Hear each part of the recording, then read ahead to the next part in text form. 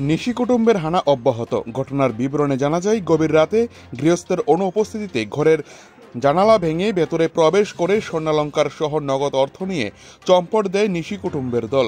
ঘটনা উদয়পুর পৌর পরিষদের ৮ নং ওয়ার্ডে বিশ্বনাথ বণিকের বাড়িতে।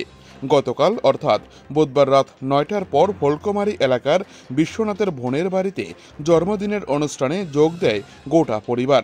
অনুষ্ঠান শেষে মাতাবাড়ির দেওয়ালি মেলায় স্বামী স্ত্রী মেলা ঘুরতে যায়। পরবর্তী সময় ভোর ৪টা নাগাদ বাড়িতে এসে দেখে তাদের ঘরের জানালা ভাঙা। পরে ঘরে প্রবেশ করে প্রত্যক্ষ করেন আলমারি খোলা অবস্থায় রয়েছে। এরপর ঘরের সমস্ত জিনিসপত্র এলোমেলো অবস্থায় দেখে আতঙ্কিত হয়ে যান। সঙ্গে সঙ্গেই খবর পেয়ে আশপাশের লোকজনেরা ছুটে আসেন। এই ঘটনায় সংবাদ মাধ্যমকে বিশ্বনাথ বণিক জানান, ১৬ ভরি স্বর্ণের জিনিস সহ নগদ ৩০,০০০ টাকা নিয়ে পালিয়ে যায় নিশি কুটুম্বের দল। স্থানীয় লোকজন রাধাকিশোরপুর থানায় ঘটনা বিষয়ে জানানোর পর পুলিশ সকাল ৬টা নাগাদ ঘটনাস্থলে পৌঁছে চুরির ঘটনার তদন্ত শুরু করে, কিন্তু এখনো পর্যন্ত কোনো চোরকে গ্রেপ্তার করতে পারেনি পুলিশ।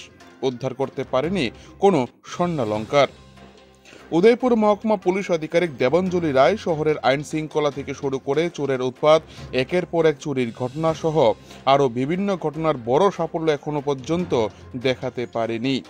বর্তমানে এত বড় চুরিকাণ্ডের ঘটনার সাথে যুক্ত চোরদেরকে গ্রেপ্তার করতে পারে কিনা মহকুমা পুলিশ আধিকারিক দেবাঞ্জলি রায়, এ নিয়ে জনসাধারণের মধ্যে উঠছে প্রশ্ন।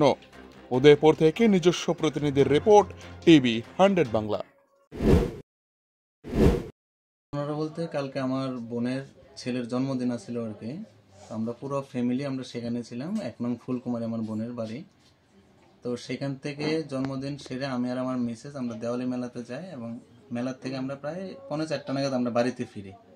তো ফেরার পরে দেখি যে আমাদের গডরেজটা খোলা, কাপড় চোপড় সব উলট পালট এবং লকারে যে আমাদের যা জিনিস বা ক্যাশ টাকা ছিল সেগুলো নেই আর কি।